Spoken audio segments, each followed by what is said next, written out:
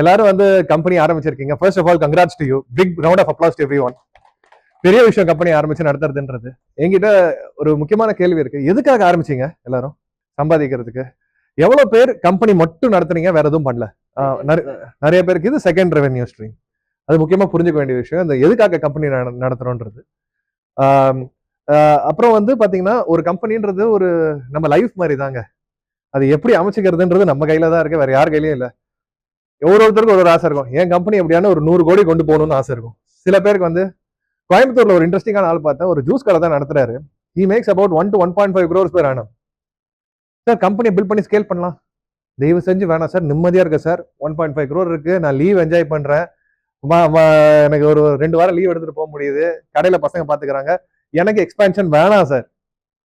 So that was very interesting. ஏன்னா அவருக்கு வந்து அவங்களோட ஆசைகள், பசி, தாகம்னு சொன்னார் ஒரு வார்த்தை. அது ஒரு தாகம், வெறி, எப்படி வேணா எடுத்துக்கலாம். அது அவங்க தான் நிர்ணயிக்கிறாங்க. ரெண்டாவது விஷயம் வந்து நம்ம கம்பெனில ஏன் ஆரம்பிச்சோன்றது ஒரு நோக்கம் இருக்கணும் நமக்கு.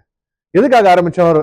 பணம் பண்ணணும் ஆரம்பிச்சோம். அதை தாண்டி வந்து பாத்தீங்கன்னா, இந்த பணத்துல வந்து இந்த கம்பெனில என்னென்ன பண்ண போறோம், பணம் கொண்டு வரதுக்கு என்ன பண்ண போறோம். இப்போ சில பேர் வந்து நிறைய பேர் பார்க்கறது மசாலா பொருள் பண்ணுவாங்க, ஃபுட் ப்ராடக்ட்ஸ் பண்றாங்க, அக்ரில வந்து சில பேர் மிஷினரி பண்றாங்க.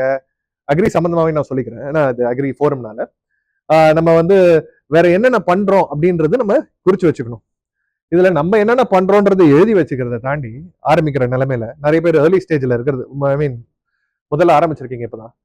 அத நம்ம ஆரம்பிச்சதுல வந்து மத்தவங்க எல்லாம் என்னென்ன பண்ணிட்டு இருக்காங்க, இப்போ நம்ம பண்ற மாதிரியே வேற யாரானா பண்றாங்களா, நமக்கும் அவனுக்கும் என்ன வித்தியாசம், value proposition or point of difference சொல்லலாம், யூஎஸ்பின்னு சொல்லுவாங்க. நமக்கும் அவனுக்கும் என்ன வித்தியாசம்? அவனும் வந்து மசாலா பொடி பண்றான், நம்மளும் மசாலா பொடி பண்றோம். நம்ம தரம் நல்லா இருக்கும்ன்றது மொட்டையா நம்ம சொல்லக்கூடாது. அதுக்கான அணுகுமுறை என்னன்னா, அவன் வந்து கிரைண்டர் யூஸ் பண்றான், நம்ம வந்து கல்லூரல்ல அரைச்சு ரெடி பண்றோம். அவனுக்கு வந்து அவன் ஊருக்குள்ளேயே வித்துக்கிறான், நம்ம வந்து வெளியே வைக்கிறோம். நம்மளோடது வந்து வேற நாட்டுல இருந்தும் நம்ம சில ஸ்பைசஸ் எடுத்துக்கிறோம், அவன் வந்து லோக்கல்ல மட்டும் தான் எடுத்துக்கிறான். நம்ம வந்து டைரக்டா வந்து கஸ்டமருக்கு விற்கிறோம், அவன் வந்து மசாலா கம்பெனிக்கு விற்கிறான். ஸோ இந்த மாதிரி நிறைய வித்தியாசங்கள் இருக்கு. நம்ம என்ன பண்றோன்றது அடுத்தது நம்ம முக்கியமா தெரியணும். முதல்ல எதுக்காக ஆரம்பிச்சோம், அந்த ஆரம்பிச்சதோட நோக்கத்துக்கும் நம்ம என்ன பண்றோன்றதுக்கும் சம்பந்தம் இருக்கான்னு பார்க்கணும். அதுக்கு எதுக்கு சம்பந்தம் இல்லைன்னா நம்ம வந்து குறிக்கோளையும் மிஸ் ஆகுதுன்றது அர்த்தம். என்ன பண்றோன்றதை தாண்டி எப்படி என்ன டைம்ல என்ன முடிவு எடுக்கிறோம் அப்படின்றது. ஸ்கேல் அப்படின்ற ஒரு வார்த்தை சார் ரொம்ப அழகா பயன்படுத்தாரு. நான் அவரோட மீட்டிங்ல இருந்து எடுத்துக்கிற சில பாயிண்ட்ஸ். ஸ்கேலுன்றது வந்து பாத்தீங்கன்னா, நம்ம எப்போ ஸ்கேல் பண்ணணும் அப்படின்றது ஒண்ணு இருக்கு. இப்போ இன்னைக்கு நான் ஒரு பெரிய ரியாக்டர் ஒண்ணு ரெடி பண்ண போறேங்க, நாளைக்கே எனக்கு வந்து 100 கோடி முதலீடுனா யாரான நம்பி கொடுப்பானா? அது பொறுத்து இருக்கு.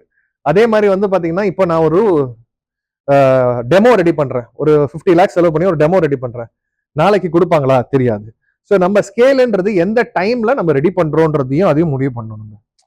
ஸோ முதல்ல வந்து எதுக்காக ஆரம்பிச்சோம், அதை நோக்கி என்ன பண்ணியிருக்கோம், அப்புறம் எவ்வளவு பெருசா ஆக்கணும் நம்ம கம்பெனியை அப்படின்றதும் ஒரு முக்கியமான விஷயம். கம்பெனி நடத்தி நிறைய பேர் வந்து நம்ம கம்பெனி வளர்க்குறோன்றது ஒன்று யோசிப்பாங்க தவிர, அதுல இருக்கிற எம்ப்ளாயியை முக்கியமா வளர்க்கணும். நிறைய ஃபவுண்டர்ஸ் நான் மீட் பண்ண வரையும் கிட்டத்தட்ட ஒரு 1000-2000 ஃபவுண்டர் மீட் பண்ணியிருப்பேன். அவங்களோட எம்ப்ளாயி ரிலேஷன்ஷிப், எம்ப்ளாயி தங்க மாட்டேங்கிறாங்க. அவனுக்காக நம்ம என்ன பண்றோம்? ஒரு தினசரி வேலைக்கு வரவங்களா இருக்கலாம், இல்ல மாச சம்பளம் வாங்குறவங்களா இருக்கான், அவங்களோட பெனிஃபிட்ஸ் என்ன, அவங்க வெளியில போகாம உள்ள தங்க வைக்கிறதுக்கு என்னென்ன செய்யணும் அப்படின்றது வந்து ரொம்ப முக்கியமான விஷயம்.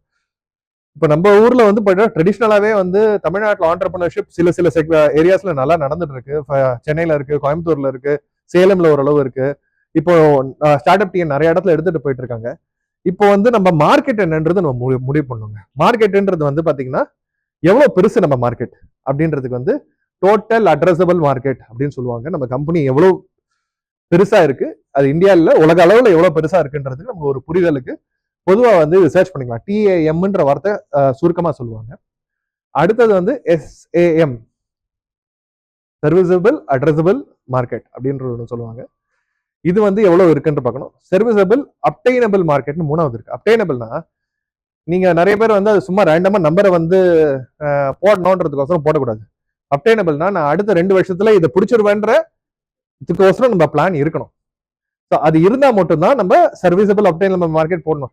சர்வீசபிள் அப்டைனபிள் மார்க்கெட் வந்து 2000 கோடி போடுறோம்னா 2 வருஷத்துல நம்ம 2000 கோடி போடுறதுக்கு நம்ம கிட்ட பிளான் இருக்கா, நம்ம கிட்ட டெக்னாலஜி இருக்கா, நம்ம கிட்ட பீப்புள் இருக்காங்களா அப்படின்றது பார்க்கணும்.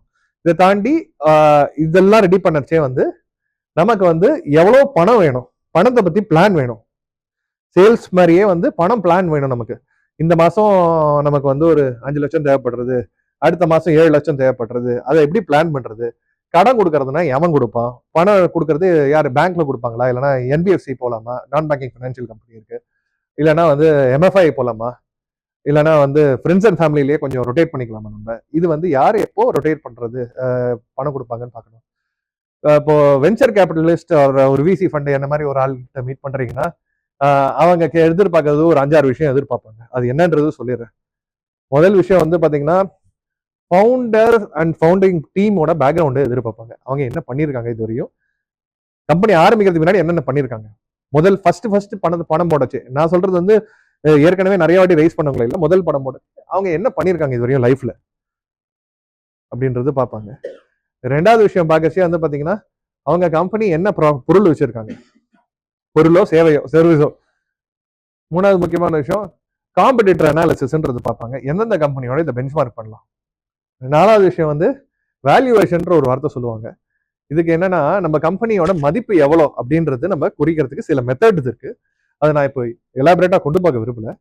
அதை வந்து நம்ம வந்து தனியா டிஸ்கஸ் பண்ணலாம். வேல்யூவேஷன் நம்ம கம்பெனியோட மொத்த மதிப்பு என்ன. முதலீடு போடுறது வந்து ஈக்விட்டிக்கு தான் பெரும்பாலான முதலீடு போடுறாங்க. அதுல ஈக்விட்டின்றது நம்ம கம்பெனியில வந்து உங்க கம்பெனில நான் வந்து 10 லட்சம் போடுறேன் அப்படின்னு 10% உங்க கம்பெனியோட வேல்யூ வந்து 1 கோடி ரூபா. ஸோ அந்த மாதிரி உங்க கம்பெனியோட மதிப்பு என்ன அப்படின்றது நிர்ணயம் பண்றது. அது யூஸ்வலா நெகோசியேஷன்லயே வரும். இதை தாண்டி வந்து பாத்தீங்கன்னா இந்த கம்பெனி எவ்வளவு வேகமா வளரும் 2 வருஷத்துல, 3 வருஷத்துல, 5 வருஷத்துல. அப்புறம் இவங்களோட ப்ராஃபிட் அண்ட் ப்ராஃபிட் பர்சன்டேஜ் எப்படி மாறுறது, இந்த எல்லா விஷயத்தையும் சேர்த்து தான் வந்து ஒரு இன்வெஸ்டரா வந்து ஒரு கம்பெனியில பாக்குறதுக்கான ஒரு முக்கியமான சில குறிப்புகள். ஸோ நான் என்ன இந்த முக்கியமான இந்த மீட்டிங் சார் சொன்ன மாதிரி இந்த நெட்வொர்க்கிங்ன்றது வந்து ரொம்ப இம்பார்ட்டன்ட் எல்லா கம்பெனிக்கும். அதை மட்டும் விட்டுறாதீங்க. நம்ம எவ்வளவு பேரை தெரிஞ்சுக்கிறோம், நம்ம கம்பெனிக்கு இவங்களோட நெட்வொர்க் எவ்வளவு முக்கியன்றது தெரிஞ்சுக்கணும். அது நானா இருக்கலாம், சாரா இருக்கலாம், உங்களுக்குள்ள நிறைய பேரா இருக்கலாம். ஒருத்தருக்கு இப்போ ப்ராசஸிங் பண்றீங்கன்னா அவங்களுக்கு ரா மெட்டீரியல் பண்றவங்க இன்னொருத்தவங்க இருப்பாங்க, இன்னொருத்தவங்க வந்து பாத்தீங்கன்னா ரீட்டைல் செயின் பண்றவங்களா இருப்பாங்க. ஸோ உங்களுக்குள்ள நிறைய நெட்வொர்க்கை உருவாக்கிட்டே இருக்கணும். ஒரு கம்பெனிக்கு இன்னொரு கம்பெனி வந்து அவங்களோட விற்கிறத தாண்டி how we can help each அதர்ன்றது போனீங்கனாலே at an early stage especially உங்களுக்கு வந்து வின் சுச்சுவேஷனா நிறைய இடத்துல அமையறதுக்கான வாய்ப்புகள் இருக்கு. அண்ட் மேலும் மேலும் வந்து உங்களை மேம்படுத்திட்டே இருங்க. வேற ஏதாவது கேள்விகள் இருந்தா யார் வேணா என்ன கேட்கலாம்.